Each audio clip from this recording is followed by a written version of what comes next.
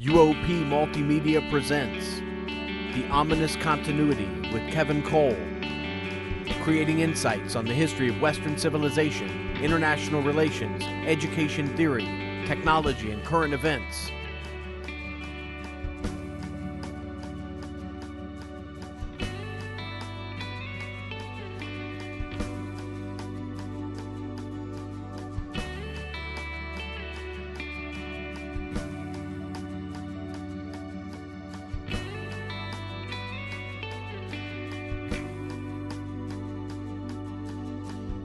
This is Episode 7, The Roundtable in the History of International Relations.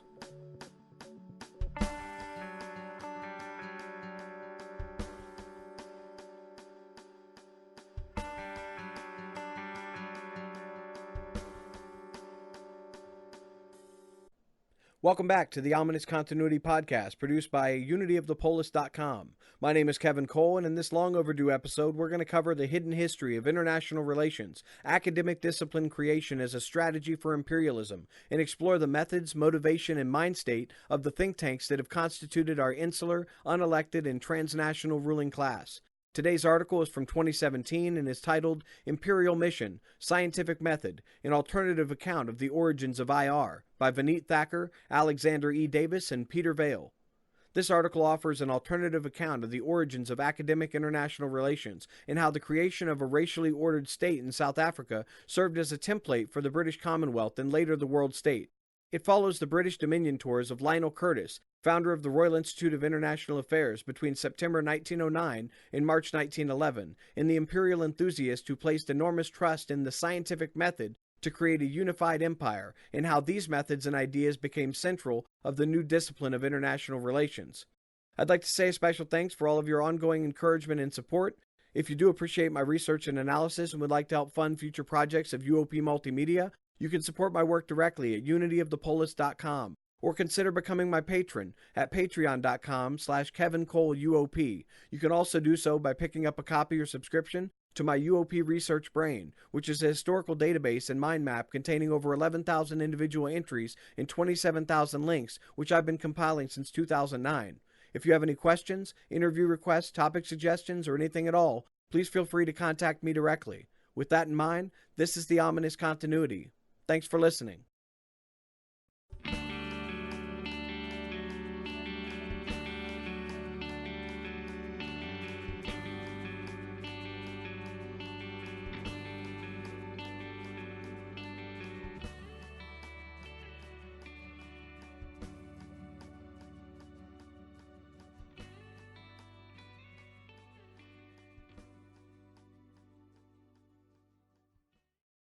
Imperial Mission, Scientific Method, an Alternative Account of the Origins of International Relations by Vineet Thakur, Alexander E. Davis, and Peter Vale. Introduction.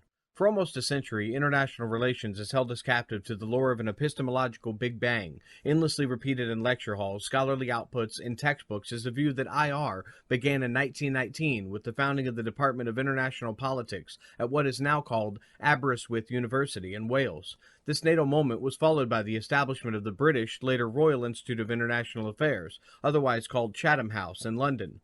The conventional account holds that these events occurred in the wake of the horrors of World War I.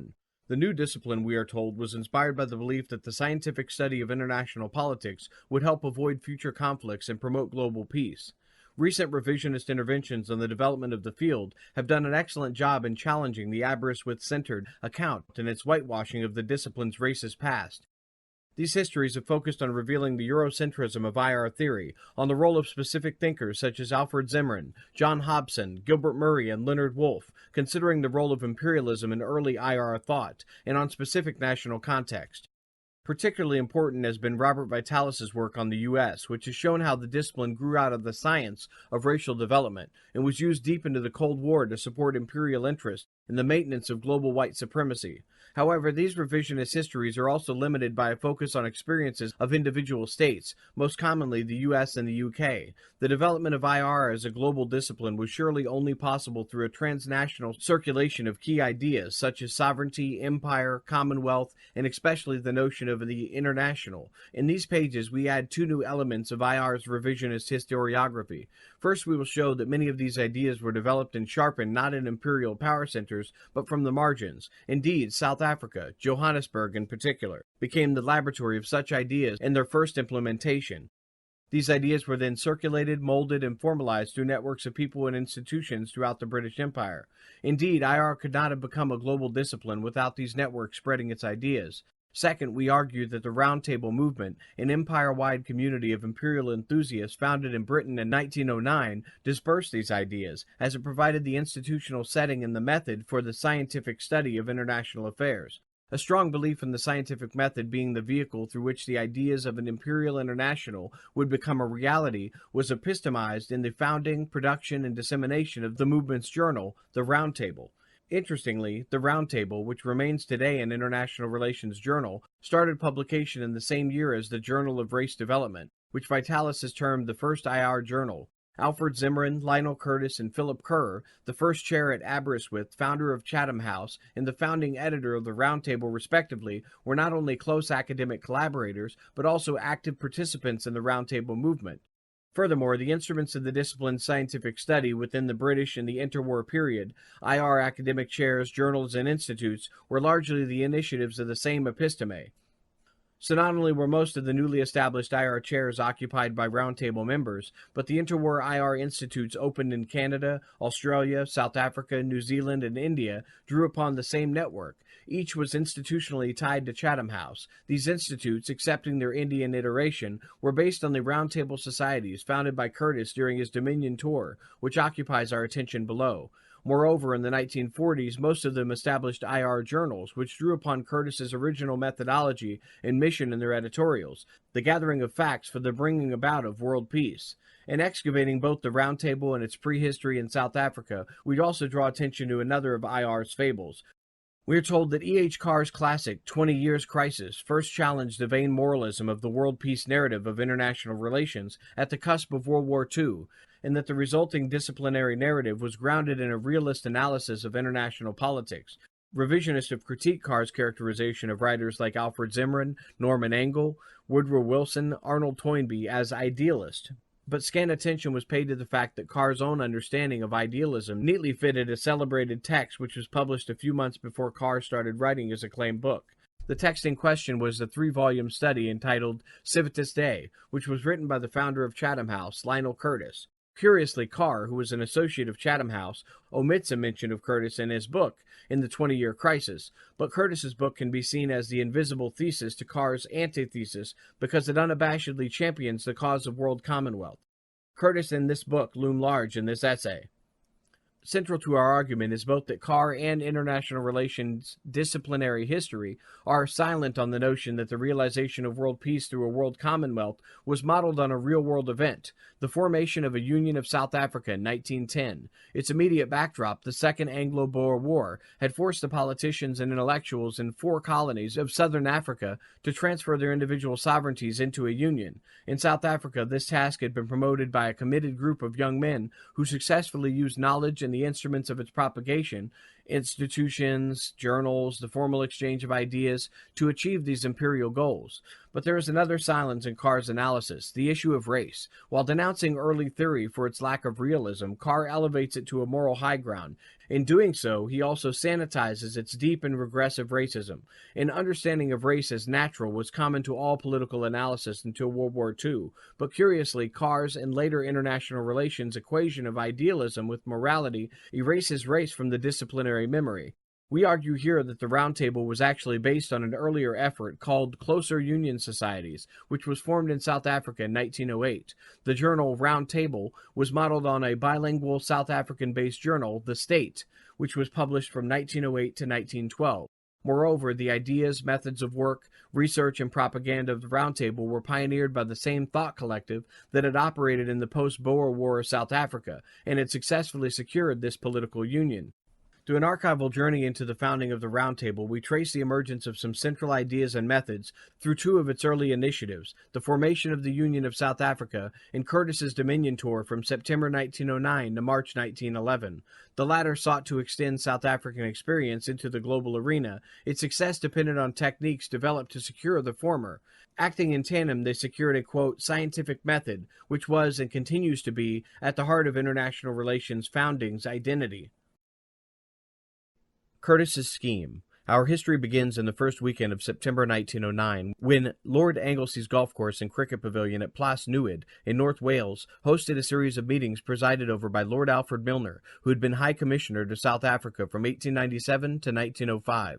The gathering was attended by Lionel Curtis, Robert H. Brand, and Philip Kerr, three of Milner's protégés during his years in South Africa, and part of a group known as Milner's Kindergarten, William Maris, a New Zealand-born member of the Indian Civil Service, and G.L. Craik, both of whom were closely associated with Milner's Kindergarten. F.S. Oliver, a businessman who had recently written a biography of Alexander Hamilton and strongly influenced members in the Kindergarten, and one Rob Holland, who's not been identified, but might have been a Cape Town civil servant who was a secretary to Dr. Leander Starr Jameson, infamous leader of the Jameson Raid, who was later Prime Minister of the Cape Colony. Lord Lovat, who had raised a regiment to fight in the Anglo-Boer War, Arthur Maitland, Milner's secretary, and Viscounts Howick and Walmer, son-in-law and son of Lord Selborne, then the incumbent High Commissioner to South Africa. The meetings discussed, as Milner wrote in his diary, quote, Curtis's scheme, a set of proposals for reshaping the British Empire, whose naval supremacy and political hegemony was being challenged by Germany, Japan, and the United States. Two of these constituted direct threats to Britain: Japan, a rising non-white empire in the East, and Germany, which was an adversary of Britain in Europe and also in East and Southern Africa, was regarded as the antithesis of both British values and the Anglo-Saxon systems of government. The United States was seen in somewhat ambiguous terms. It certainly shared a history and a set of values as part of the Anglo-Saxon world, but it offered a successful model of republicanism and a rebellion that promised success outside of the imperial family. Consequently, it was seen as rebellious as an offspring whose entry into the family alliance of Greater Britain was desirable. Concurrently, its success was begrudged as it offered an example to the dominions of the opportunities of separation from the Anglo-Saxon family. These anxieties provoked the necessity to refashion the empire into an alliance of states that would share responsibility for imperial defense and would be less hierarchical and more egalitarian, at least for its white subjects. Those attending the gathering at Plas Newydd believed, following South Africa's transition to sovereign statehood, then still a few months away, that the settler colonies in the empire would all achieve, quote, sovereignty, a development that would itself require a reconfiguration of the empire. Without independent powers of decision in respect to domestic foreign policy and defense, however, the dominions could not really claim to enjoy full sovereignty. At the time, Britain could not afford the military expenditure that was needed to sustain its imperial hegemony, so the dominions were required to help defend the empire, and Britain had to give a stronger voice in domestic and foreign matters, and in governing the empire itself. Proposals for this approach were encapsulated under the notion of imperial unity. In a key passage, in a memorandum recording conversations between a few English and South African friends during the summer of 1909, Curtis described imperial unity as, quote, only means of securing the political ideals of the race, real nationality and self-government to those capable of exercising it, and to those which are not, government in the interest of the governed themselves. For those at the gathering at Plas Newydd, then the notion of empire was not only about the need to maintain imperial hegemony, but also about fostering self-government. Given this, they believed the shift towards imperial unity was the culmination of the true ideal of the British Empire. Having established their ultimate objective, the group's interest then moved to the issue of how to bring this about. Participants believed that, quote, imperial unity would not come about on its own. Rather, achieving this would require a dedicated set of public men in distant communities who were animated by common purpose, who would be required to work in a unity of method. If these differed, there would be a conflict among the devotees, and a cause of imperial unity would fail. Therefore, they had to pursue one general plan simultaneously within 5 settler communities. Failing this, the danger was that the forces available may lose themselves in aspirations. But what method would secure this goal? While this remained largely undecided, a few preliminary steps were taken at the meeting. First, a deputation would be sent to each of the dominions. Through a process of personal selection in each dominions, the deputies would carefully select a small group of imperial enthusiasts. Once these were nominated, an executive agent would be appointed for each of the groups that would be responsible for carrying out its activities. In order to make this empire-wide scheme effective, a core group would have to work in London, the imperial center. In addition, an itinerant delegate would visit various groups in order to collect, digest, and disseminate information. From this consultation, an imperial statement emerged setting out the alternatives involved, the real problem of disruption, the sacrifices needed to avoid it, and the successive stages through which the ultimate goal is to be sought. Once this was issued, its goals would be taken up by all groups as a creed to which all have contributed and all have subscribed. Two things were noted at the first meeting. First, the movement should avoid making the imperial statement public, responding only to, quote, genuine and responsible queries. Second, the movement should avoid identification with any political party. As Milner noted in his diary, all of these points came from Curtis, but the scheme had its roots in South Africa.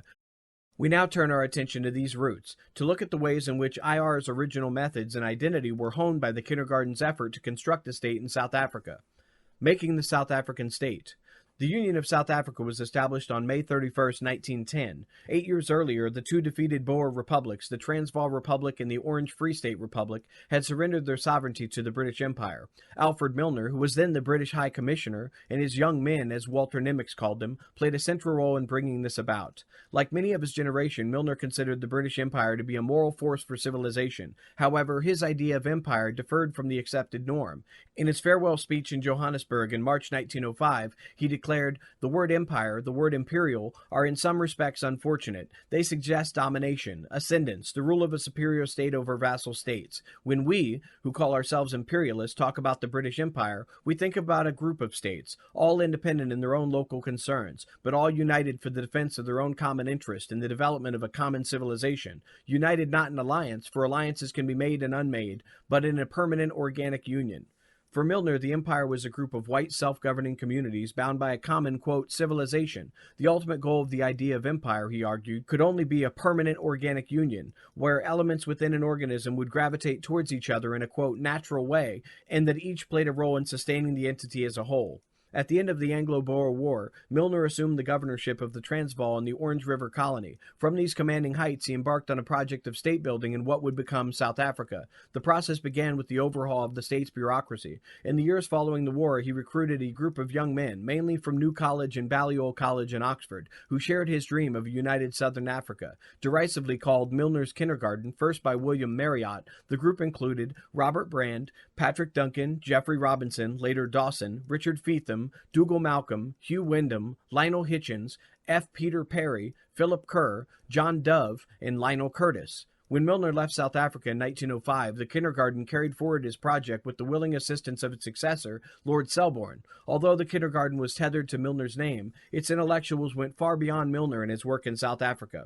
While Milner had provided a broad outline, Curtis and his colleagues fleshed out the details of the unification of the four colonies through a series of intellectual initiatives. These included the establishment in September 1906 of a closed thought collective called the Fortnightly Club. Here Milner's kindergarten met with other devotees of empire to discuss issues related to the formation of a united South Africa, and its relations with and ramifications for the imperial project. Its proceedings were recorded in the Fortnightly Club collection, now archived at the University of Witwatersrand in Johannesburg. These papers record discussions on thoughts about sovereign statehood, racial segregation, the immigration of Asians, and imperial politics generally. A particular preoccupation of the club was the absence of an empire-wide theory of government. The existing British Empire, as Curtis argued in an early presentation to the Fortnightly Club, was the outcome of a series of contingent developments in Canada, Australia, South Africa, and India. As a result, the interrelationship between empire, state, and society, the three constituent features of an imperial community, were blurred. It was unclear what sovereignty might mean for each of the dominions, or indeed what it might look like within the imperial project. Consequently, ideas around political authority within the empire were fragmented, and the relationship between entities was uncertain. Simply put, there was a worrying absence of a coherent theory of imperial rule. For Milner and his acolytes, South Africa was an important case study in imperial security and politics because it was a microcosm of the empire. They argued that just as the British Empire was threatened by other powers, especially Germany, the future of southern African colonies was threatened by the agitation of its African populations. How did they arrive at this comparison? During the Boer War, the other dominions had sent their forces to southern Africa to fight for the imperial cause. In the same way, the southern African colonies had dispatched troops to suppress the Bambatha rebellion, which had broken out in the colony of Natal in 1905. This suggested a common threat to security could unify whites in southern Africa, as well as whites across the empire. Moreover, the southern African colonies were perhaps the most representative of the racial and immigrant, quote, problems of the empire as a whole. For one, they encapsulated an intra-civilizational European conflict which resembled the Irish question. This was the tense relationship between the Boer and the Brit in South Africa. But the country also reflected the empire-wide, quote, inter-civilizational line between the Europeans and non-Europeans. Here, two civilizational extremes were juxtaposed, the English and the Africans. Added to the social mix was the issue of Asians, who occupied a liminal space between these two racial extremes in South Africa, as well as within the empire. As immigrants, the question of their rights as subjects of the empire was being raised most vociferously in South Africa by a recent arrival, Mohandas Gandhi.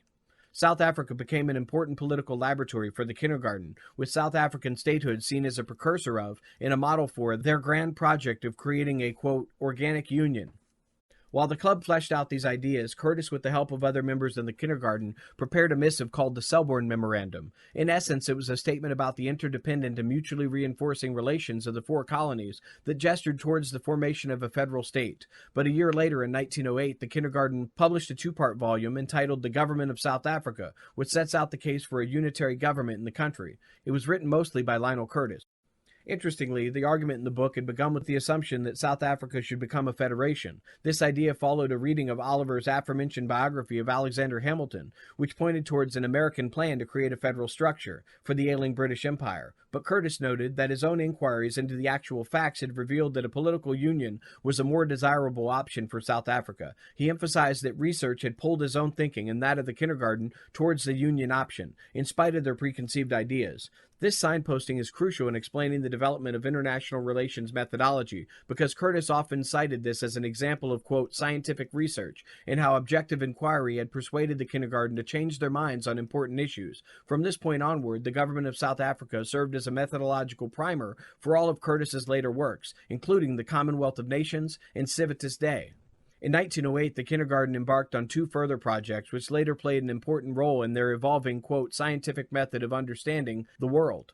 The first was established of a public association called Closer Union Societies. Second, the launching of a journal called The State. The purpose of the former was to propagate the establishment of a unified South African state within the British Empire. The latter was a vehicle that promoted the same ideas on behalf of Closer Union Societies. Conventional history suggests that politicians like Jan Smuts, John Merriman, and Louis Botha played a bigger role in establishing the Union of South Africa than did the kindergarten. However, the kindergarten understood itself as having a background role in the process. In a moment of self-congratulation, Lord Selborne wrote to Curtis saying, "I'm quite sure that if it had not been for the book, The Government of South Africa, we never should have gotten an excellent form of constitution. Although you had many splendid helpers, the main credit for this work must always be yours. Milner's kindergarten will have more profoundly influenced the history of South Africa than any combination of Afrikanders has ever done." It is important to note that the kindergarten based the legitimacy of their subsequent efforts to develop a theory and practice of thinking about world affairs almost entirely on their activities in South Africa. In other dominions, a belief took hold about 30 or 40 men that went and planted themselves in the different colonies of South Africa and accomplished the South African Union through research and propaganda. The scope of ideas on these issues evolved from organic union in the early 1910s to the British Commonwealth in the late 1910s to the world state in the 1930s. When challenged on the worth of these ideas and their evolution, Curtis would refer to South Africa, where the combination of research, knowledge, and propaganda had created a new political reality. With the Union of South Africa guaranteed, Curtis and the kindergarten turned their attention to the future of the empire itself. In a letter to Leo Amory in March 1909, he explained that in South Africa, the kindergarten had, quote, acted as an advance party of sappers sent out to build a vital section of road over which the main force will have to travel later on. As with the Selborne Memorandum, his initial challenge was to identify and state the imperial problem. This was to be done through a well-researched memorandum which would serve as a common reference for all imperial union enthusiasts. As Curtis had done in South Africa before writing the Selborne Memorandum, he would visit all the dominions in preparation of the new document. Once the imperial statement had been drafted, it would be shared with like-minded people across the dominions. They would promote a movement towards imperial union.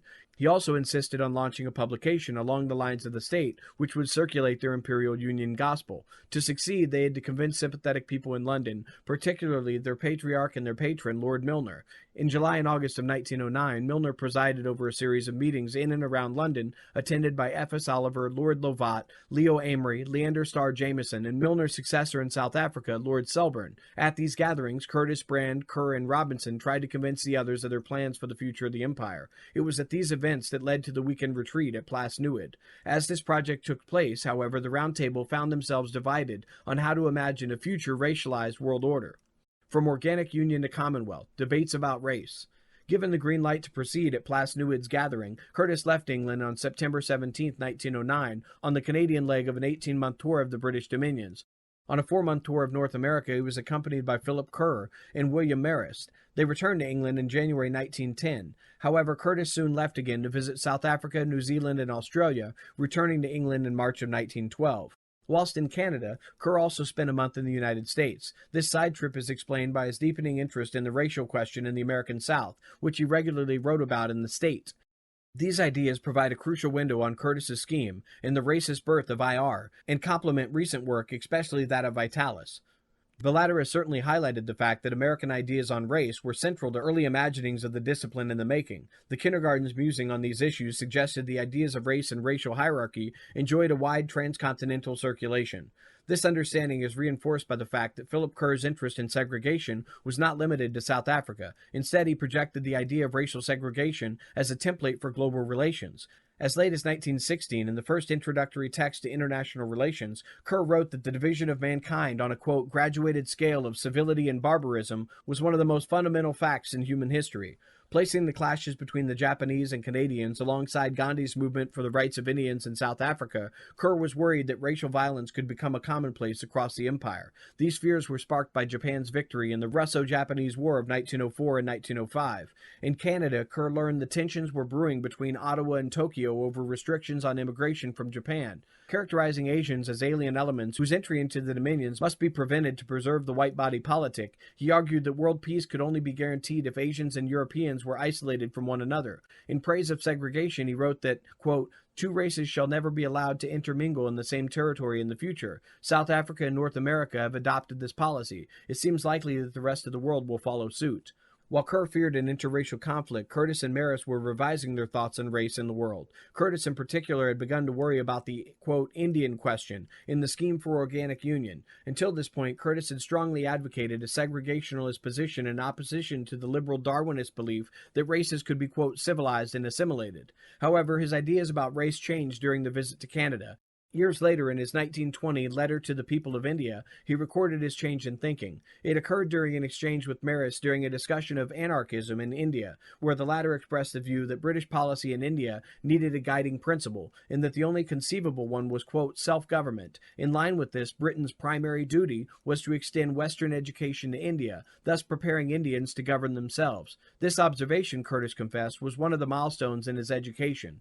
In 1907, Curtis's view had been that the white man's burden was not to drag non-Europeans to civilization, but to design the best form of government for maintaining the race barrier. He believed that the self-governing institutions were suitable only for those at the top of the civilizational ladder. Drawing a binary distinction between, quote, static and, quote, progressive societies, he had argued that all progressive white societies had developed institutions of self-government. Among these, Britain's were the most advanced. In contrast, the non-Western societies, particularly Oriental ones, he regarded as static. Africa only had, quote, tribes, not even societies in his view. At the time, Curtis believed that Britain had the responsibility of ruling static societies through a bureaucracy which was autocratic but efficient. However, his talk with Marist changed his view on these matters. Quote, it was from that moment that I first began to think of the government of each by each and all by all, not merely as a principle of Western life, but rather of all human life, as the goal to which all human societies must tend. He went on, quote, I began to think of the British Commonwealth as the greatest instrument ever devised for enabling that principle to be realized, not merely for the children of Europe, but for all races and hundreds of peoples and tongues. From that point forward, Curtis confessed, I ceased to speak of the British Empire, using the term Commonwealth of Nations instead.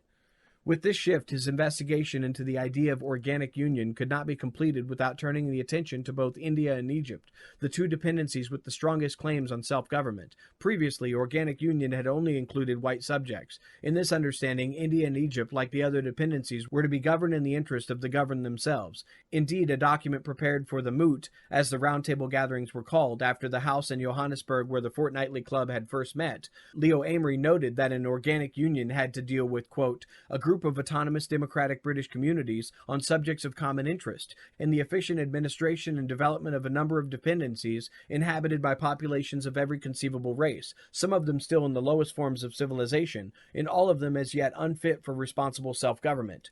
These categories, Curtis argued, called for different methods and different qualities in the men who are responsible for these methods. But in Curtis's new understanding, the self-government of dependencies was integral to the development of British institutions themselves. After the Dominion tours, discussions with the Moot focused on India and Egypt's place in their schemes. As Curtis's biographer had pointed out, organic union only required the territorial presence of dependencies in the empire, but the principle of commonwealth had to include their peoples as future imperial citizens. Other members of the Moot rejected these suggestions, while Curtis's close associate, Robert Brand, told him, I intend that the white man shall always be top dog. I'm not at all sure that your thinking is consistent with mutual citizenship in a commonwealth.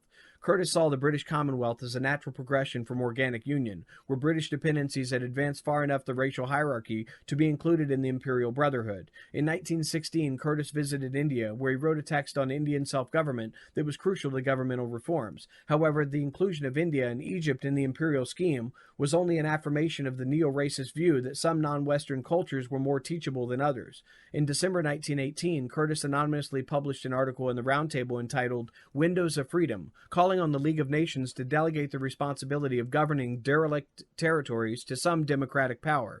Through this, Curtis became influential in formulating the mandate system, formalizing the liberal racialized world order. It is clear that Curtis was also influenced by the ideas of Philip Kerr and Alfred Zimmermann on the issue of mandates.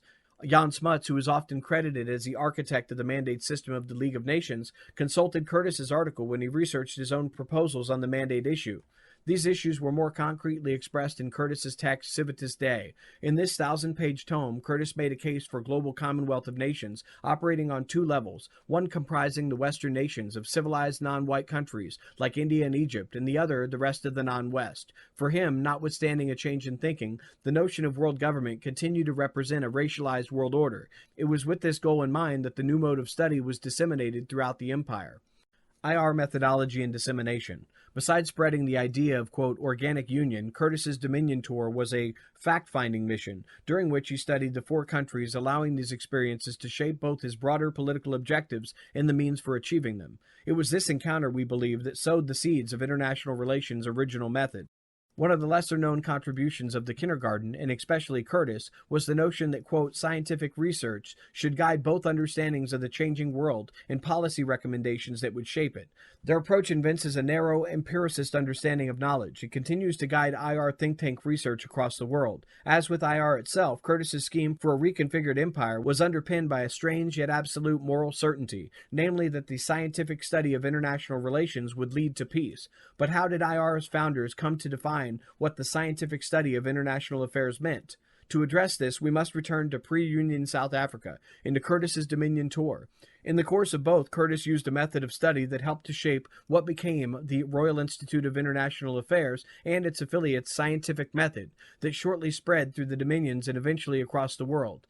In preparing statements for their projects, the researchers undertook field tours. This first began in South Africa, but as we noted, continued on a far grander scale during Curtis's tour of the Dominions. During his travels, Curtis would study secondary sources and conduct extensive interviews with influential and knowledgeable individuals. On the basis of facts gleaned from these sources, a report would be drafted for circulation among a select group across the Dominions. Following this, wider self-selecting groups would discuss the draft and enter their comments into interleaved copies. These copies would be sent back to Curtis, and who would then prepare the next draft. At every iteration, the, quote, method involved fieldwork, interviewing, library research, drafting, and an early form of peer review. The final draft was only completed after this long process. For example, after his interactions with people in Canada in late 1909 and early 1910, Curtis wrote a draft report entitled Memoranda on Canada and the British Commonwealth, also called the Green Memorandum. He finished this draft in South Africa between March and May of 1911 and sent it to London, where Kerr made copies to be delivered to Curtis when he reached New Zealand. Curtis distributed these to people in New Zealand, Australia, Canada, and South Africa. He drew on the resulting comments from about 200 such roundtable members in drafting his imperial statement, which was finally released in 1914. This closed transnational process enabled a male-dominant, all-white thought collective to construct a new imperial vision of the world. Curtis emphasized the, quote, scientific nature of this self-enclosed method and sought to cloak the work under the legitimacy of scholarship. In two different memorandums, one written at the end of his trip to New Zealand and the other after leaving Canada in early 1910, he set out the background of the kindergarten's approach to these issues in South Africa and discussed the importance of the method in achieving his goals. In all of his writings, he claimed to be applying the methods of scientific study to politics. Even in personal conversations with potential participants, Curtis emphasized the objectivity of his work. In a letter to Kerr, he wrote of his difficulties in the Dominions to prove that he was not a propagandist. The only way that I can meet this is to show them the books we produced in South Africa, and to show them then how again and again, as a result of study, we had to discard ideas which we had long held. Our whole experience in South Africa has taught us there that if we sit down to get back to the facts and to review them on their merits, we are likely, before we have done, to be brought to a conclusion which we little anticipated. The, quote, scientific study of political issues, which would become the scientific study of international relations, was driven by several considerations which need to be underscored. Firstly, as Curtis frequently made clear, there was the emphasis of the, quote, objective nature of the study, which would make others less apprehensive of the overall projects. Given this insistence, the assertion of objectivity should not be uncritically accepted. As we have shown, the ideas operated within racial discourses were influenced by the group's goals for the empire. Moreover, the closed community within which they worked makes plain the process was far from open. Secondly, the desired quest for rigor was judged as the best way of ascertaining, quote, the facts, which would establish the, quote, truth. The latter would emerge once the, quote, facts had been written down and tested by the criticism of men like themselves in all countries concerned. Once this truth was revealed, Curtis would begin to do the missionary work with real effect. As he once put it, quote, until I have got a doctrine I can preach, I am conscious of being utterly paralyzed so far as influencing the current course of affairs is concerned. It was no surprise then that he quickly earned the moniker of the prophet within the militantly missionary roundtable movement. Thirdly, the attention to method points a significant but understudied aspect of early IR, the purported cognitive link between knowledge and reality. The kindergarten's work in South Africa and the Roundtable's work in the Dominions reflected a strong belief that knowledge created reality. This understanding was rooted in the 19th century British tradition of, quote, knowing, primarily reflected and influenced by Herbert Spencer's belief that human nature was constantly evolving and that human history reflected the eternal march of progress. In this understanding, the purpose of science was to empirically establish the history of progress and authenticate its telos. Once this was done, human agency was required for propaganda purposes only. Kerr was confident, as he wrote to Curtis during the Dominion tour, that once the truth had been revealed during the imperial statement, it would then only need a few publicly spirited men in each dominion to shout hurrah in a spontaneous manner, to create a movement for the end goal, the creation of an imperial union.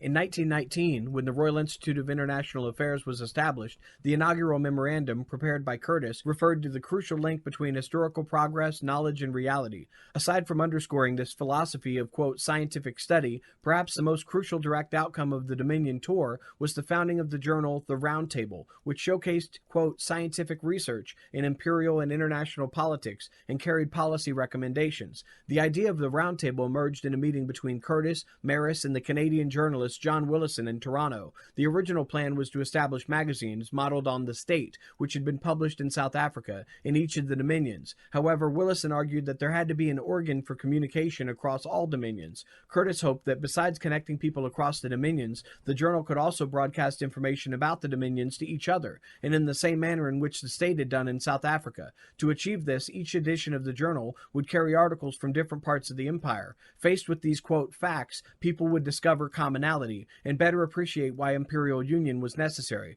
The public face of the journal would also enable the Roundtable to dispel the impression that it was a secret society while garnering supporters across the dominions. On February 25, 1910, a plan for a common journal was adopted by the Moot in London. A committee was formed to guide its affairs, comprising Brand, Oliver, Robinson, Kerr, and Peterson. Replicating their South African roles in the imperial project, Curtis was to tour the various parts of the empire, and Kerr was to manage the magazine from a central office. Soon, however, the tune deferred over the nature and purpose of the journal. Kerr saw the London editorial office as a functional and ideological nerve center and assumed that the Roundtable would follow the same role as the state. Curtis disagreed with this notion. In his view, the primary purpose of the Roundtable was to collect and disseminate information about the dominions and the empire. The propagation of policy would compromise the political neutrality of the journal and make prospective associates in the dominions apprehensive about the project. It would look as though London was intent to remain the imperial center, and the dominions were only to serve as appendages to an already settled system.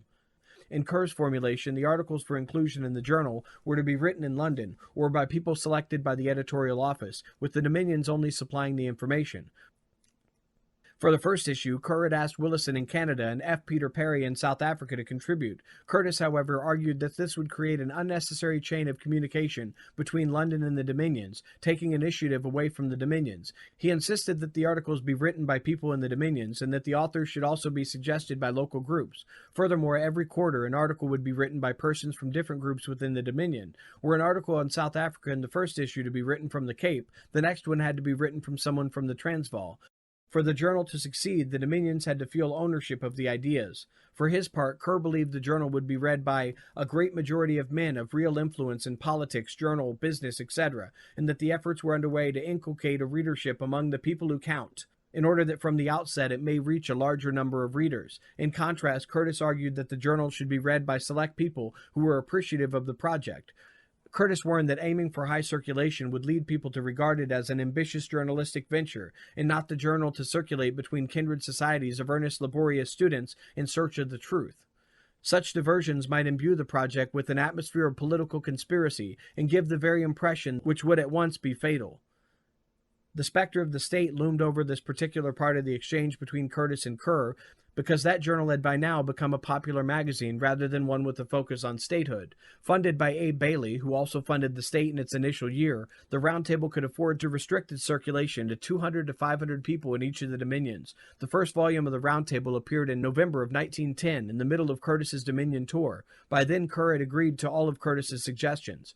Interestingly, India had been included in its contents, with Maris arguing that, quote, the educated and highly intelligent Indian might be able to govern themselves at some far-off point, but also praising the more generous and kinder approach to government that the British had begun to take. The introductory essay argued for British unity and stated that the journal's goal was to dispel the ignorance each of the dominions had for one another in order to bring them closer together.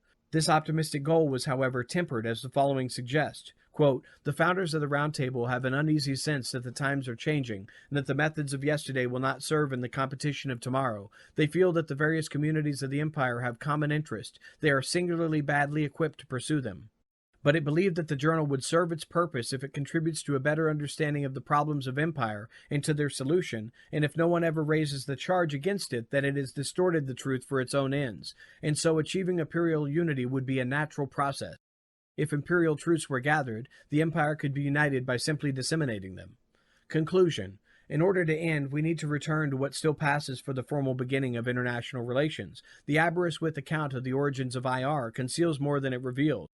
This messianic narrative about IR's birth rising from the ashes of war to bring peace to the world has almost for a century now linked international relations' identity to world peace, while conveniently erasing its racial and imperial origin. Where the Aberystwyth account of the discipline's origin sees the creation of, quote, world peace, our work sees an effort to permanently establish an empire, organized like South Africa, around racial difference.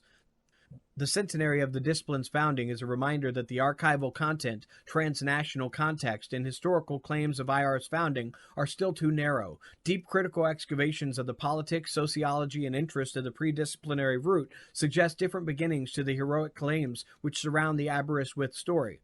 Both the South African story and the Dominion tour, which we have traced on these pages, are crucial precursors to, quote, knowing IR and its modes of, quote, knowing.